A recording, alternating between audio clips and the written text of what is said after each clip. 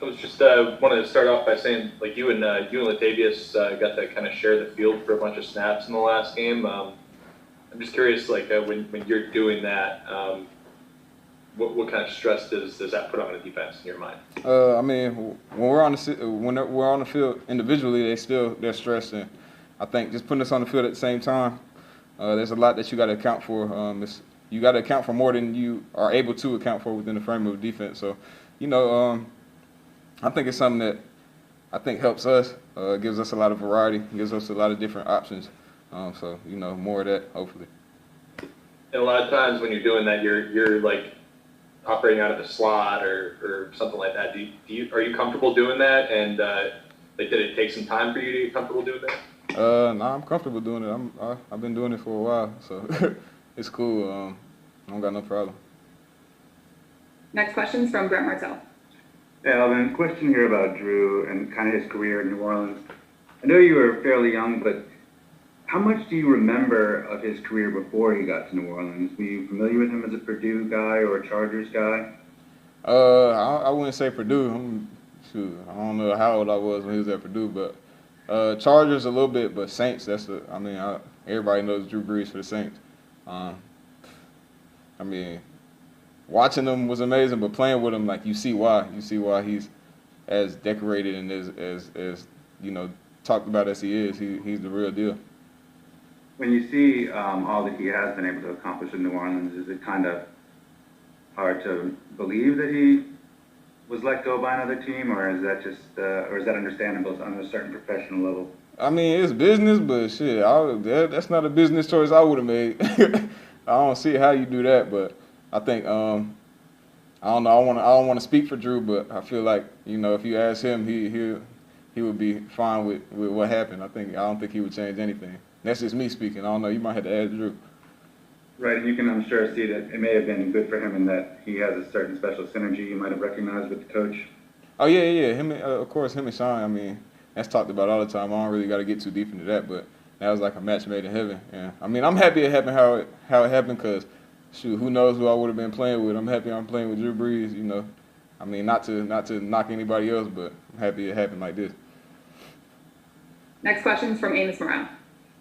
Yeah, Alvin, you kind of talked about how you're comfortable coming out of the slot. I guess how much do you really emphasize, working on, catching the ball and whatnot, and just being available to get the ball in your hands any way they can give it to you? I mean, that's I think been my message since I got here. Just do whatever I can to help the team win.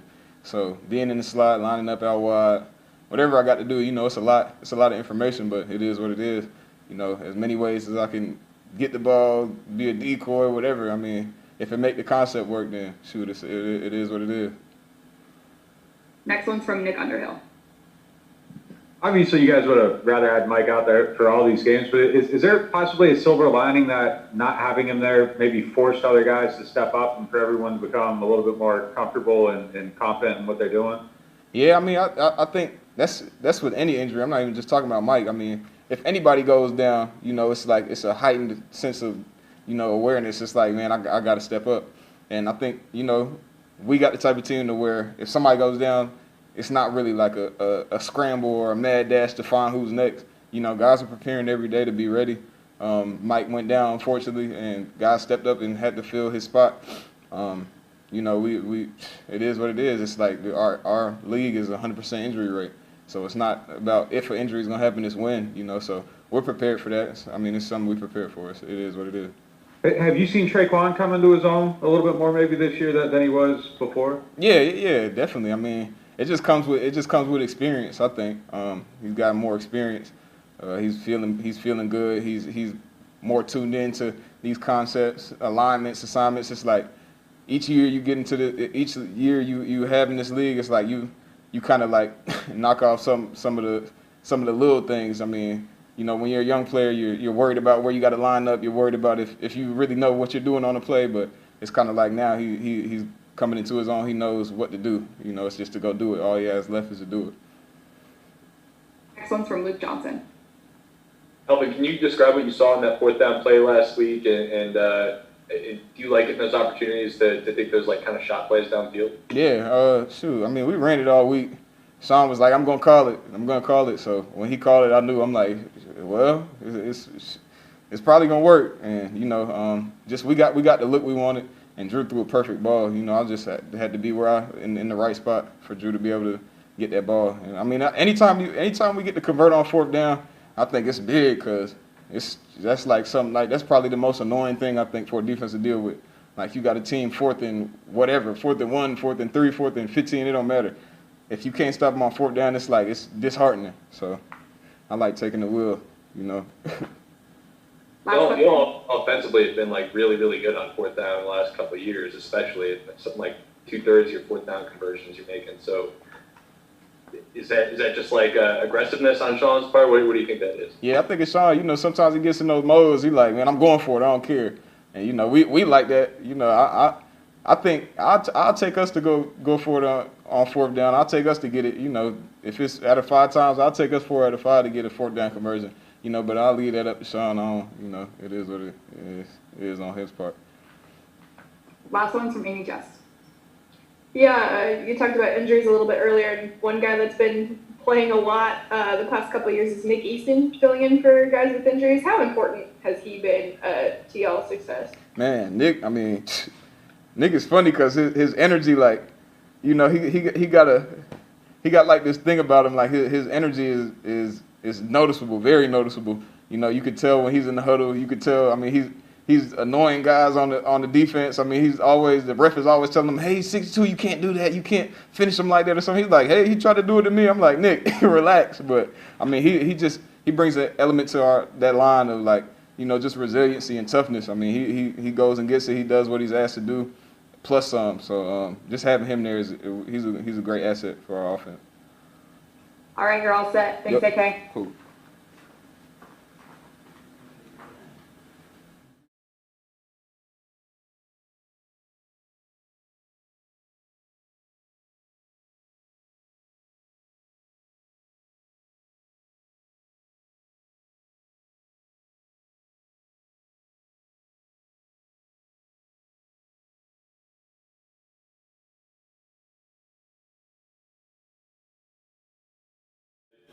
Y'all been playing so much sub-package defense this year. Obviously, you played a bunch of safety and had to switch outside last week. I'm just wondering, like, with all this like moving parts that y'all are kind of incorporating this year, is that required a little bit of an adjustment? Well, they coach us to play multiple positions and make sure we ready each week for the game plan and stuff. So it definitely takes getting locked in and making sure you know your job and knowing your job in different spots around. So it definitely takes a little bit more focus, but I feel like we got the team to do it. Next question is from Amy Just. Yeah, now that you've had the chance to watch film from last week, how would you say you did outside after spending so much time at safety recently? Yeah, I feel like I did solid. Did my job, and they just wanted me to make sure it wasn't a big drop off when I got in there. So I wanted to make sure I went in there and locked in and didn't give up any big plays. So I definitely felt like I did my job, and they did a good job of getting me prepared within those couple days I had to get prepared. Next one's from John DeShazer. PJ, you guys have been playing a rookie quarterback on Monday. What are the concerns when you see or play against a rookie quarterback who you don't have a whole lot of film on? Like you said, not having a whole lot of film, that's definitely something. But we know to come at a young guy, we definitely got to send some pressure and make sure we show him some different looks and just really see what he's about. So we see he has a big arm and has made some good throws in the time he's in, and definitely getting comfortable in that system. So we definitely looking to challenge him. Next one's from Luke Johnson. You talk about adding a player with so much experience as Malcolm to y'all's room. What does that actually bring to the field when he's there in the secondary with y'all? It brings knowledge. Like, he's played for so long, and he's teaching us things that we really haven't seen, and he knows a lot more. So just the knowledge he brings and also the leadership. He's a big leader for us and definitely a guy that we love to follow.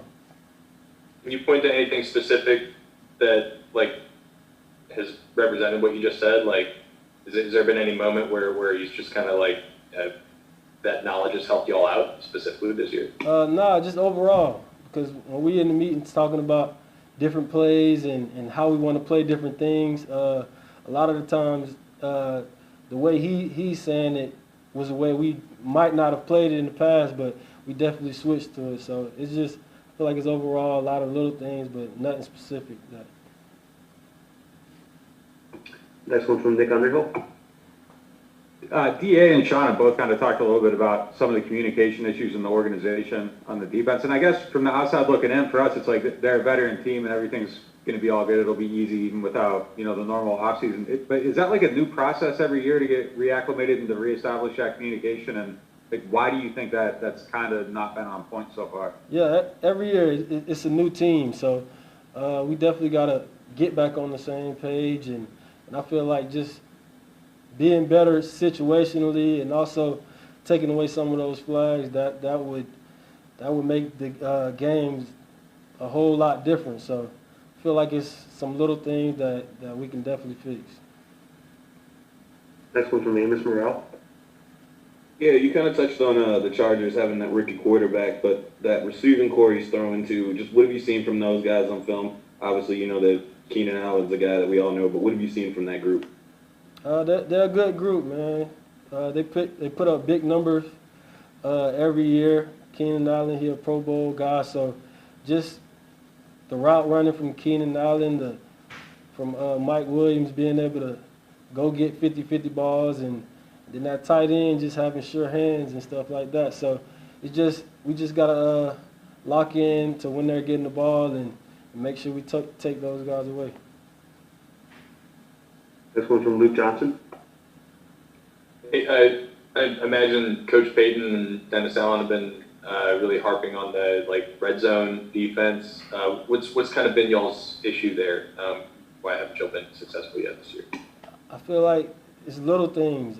It's a lot of flags, a lot of like you talked about before, some miscommunication, and then just we got to win our one-on-one matchup. So we up for the challenge. I feel like the little things will fix, because little things always turn into big things when you keep letting them happen. So we just got to hone into the little things and get off the field on third and fourth down, because a lot of teams go for it on fourth down on us. So it's just little things, eye discipline, communication, and taking away those flags. I heard on the broadcast they were talking about how Sean was calling them 4-point plays between a touchdown and a field goal. Do y'all think of it that way when you're on the field? If you get down in the red zone, to make sure you don't let them actually cross, because there's just those 4 points are kind of the difference. Definitely. That's our mindset going in the red zone. It's a 4-point play. We got to make them kick field goals, and we definitely will get better in that coming in these next few weeks. Next one's from Nick Underhill. How do you guys? I don't even know how to ask this. How do you guys fix the flags? That's sometimes watching it seems like you get called a little bit tighter than other teams. So how do you fix the flags when? I don't want you to get in trouble by answering this a certain way, but how do you fix those? Just the coaches teaching us little techniques of not being on them as much. So really just making sure we in great position and not really grabbing and tugging them or anything like that, and playing the ball the best way we can. So really we got to go out there and play football. So at the end of the day, we can't just be thinking about it throughout the game. We just got to go play. So at the end of the day, you got to play football. Okay, we're all set. Thanks, PJ. All right. Appreciate it.